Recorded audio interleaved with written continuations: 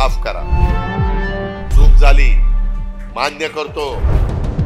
जो काही झटका लोकसभेला दिलाय ती लयच लागलाय, फार कंबरच मोडायची पाळी आली। कांदा निर्यात बंदी करायची नाही। लोकसभा निवडणुकीमध्ये महायुतीला मोठा फटका बसला। भाजप, शिंदेंची शिवसेना या दोन्ही पक्षांच्या तुलनेत अजित पवार यांच्या राष्ट्रवादीला केवळ एक जागा जिंकता आली। खरं तर या निवडणुकीत महायुतीला फटका का बसला तर याला अनेक प्रश्न कारणीभूत आहेत।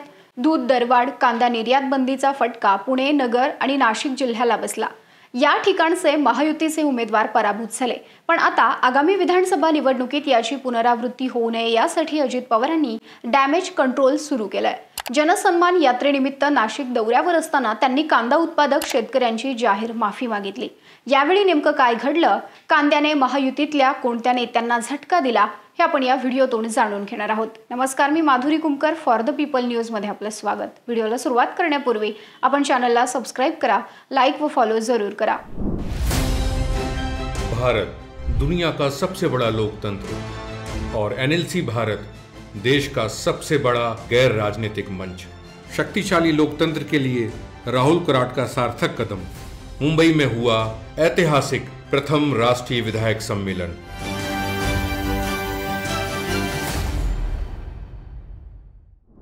महाराष्ट्रामध्ये मोठ्या प्रमाणात कांद्याचं उत्पादन होतं। मात्र शेतकऱ्यांचा कांदा बाजारात आला की सरकारच्या धोरणाचा फटका शेतकऱ्यांना बसतो। वाढलेले दर कमी होतात। यावर्षी देखील तसंच झालं। कांद्याचे दर वाढले आणि सरकारनं कांदा निर्यात बंदीचा निर्णय घेतला। या निर्यात बंदीमुळे कांद्याचे दर खूप कमी झाले। याचा मोठा फटका शेतकऱ्यांना बसला। त्यामुळे शेतकरी आक्रमक झाले। सरकारच्या या धोरणाचा शेतकऱ्यांनी रस्त्यावर उतरून निषेध केला होता। शेतकऱ्यांचा हाच रोष लोकसभा निवडणुकीत कांदा पट्ट्यात पाहायला मिळाला। राज्यातील कांदा उत्पादक पट्ट्यातील महायुतीच्या उमेदवारांचा दारुण पराभव झाला। दिग्गज नेत्यांना जनतेनं घरी बसवलं। कांदा पट्ट्यामधील भारती पवार, हेमंत गोडसे, हिना गावित, सुजय विखे पाटील, सुभाष भामरे, शिवाजीराव आढळराव पाटील, सदाशिव लोखंडे यांना पराभवाचा धक्का सहन करावा लागला।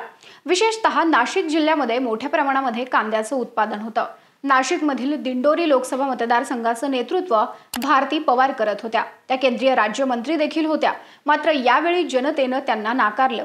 दिंडोरी लोकसभा मतदारसंघात मोठ्या प्रमाणात कांद्याचं क्षेत्र आहे। यामध्ये नांदगाव, कळवण, चांदवड, येवला, निफाड आणि दिंडोरी या 6 विधानसभा मतदारसंघांचा समावेश होतो। या क्षेत्रात मोठ्या प्रमाणावर कांदा उत्पादन होतं।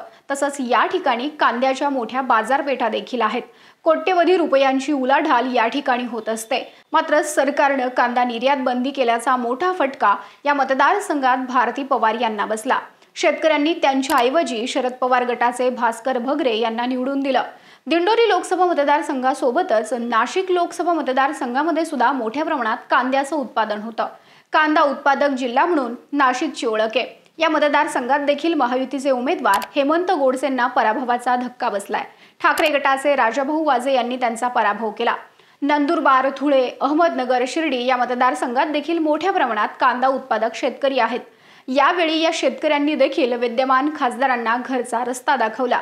नंदुरबारमध्ये हिना गावित यांचा पराभव झाला। धुळ्यात डॉक्टर सुभाष भामरे यांचा, शिर्डीत सदाशिव लोखंडे तर अहमदनगरमध्ये सुजय विखे पाटील पराभूत झाले। आणि शिरूर लोकसभा मतदारसंघामध्ये सुद्धा मोठ्या प्रमाणात कांदा उत्पादक शेतकरी आहेत। या ठिकाणच्या कांदा उत्पादक शेतकऱ्यांनी महायुतीच्या विरोधात मतदान केलं आणि या मतदारसंघात महायुतीच्या शिवाजीराव आढळराव पाटील यांचा महाविकास आघाडीच्या डॉक्टर अमोल कोल्हेंनी पराभव केला। सरकारनं कांदा उत्पादकांच्या मागण्यांकडे दुर्लक्ष केल्यानं शेतकऱ्यांनी मतदानातून रोष व्यक्त केला आणि याचीच जाहीर कबुली आता उपमुख्यमंत्री अजित पवार यांनी दिली आहे। अजित पवार यांच्या राष्ट्रवादी काँग्रेसतर्फे काढण्यात आलेली जनसन्मान यात्रा 9 ऑगस्ट रोजी नाशिकच्या निफाड आणि येवला विधानसभा मतदारसंघामध्ये पोहोचली। यावेळी कांदा उत्पादक भागात शेतकऱ्यांशी संवाद साधताना अजित पवार यांनी निर्यात बंदीवर भाष्य केलं। कांदा निर्यातीवर बंदी घातल्यामुळे शेतकरी नाराज झाले। याचा फटका महायुतीला लोकसभा निवडणुकीत बसला।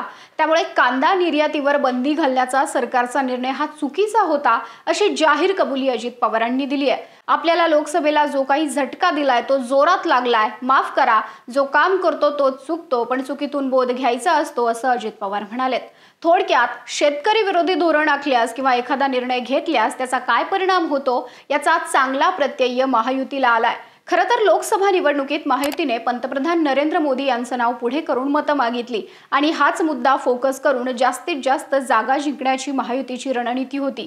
पण मतदारांनी मात्र महाविकास आघाडीच्या बाजूने कौल दिला आणि महायुतीला जोरदार झटका दिला आणि याचमुळे विधानसभेला निवडणुकीला त्याच चुकांची पुन्हा पुनरावृत्ती नको यासाठी सत्ताधाऱ्यांकडून डॅमेज कंट्रोल करण्याचा प्रयत्न केला जातोय। विधानसभेच्या दृष्टिकोनातून अजित पवार घेत असलेल्या या सावध भूमिकांविषयी तुम्हाला काय वाटतं?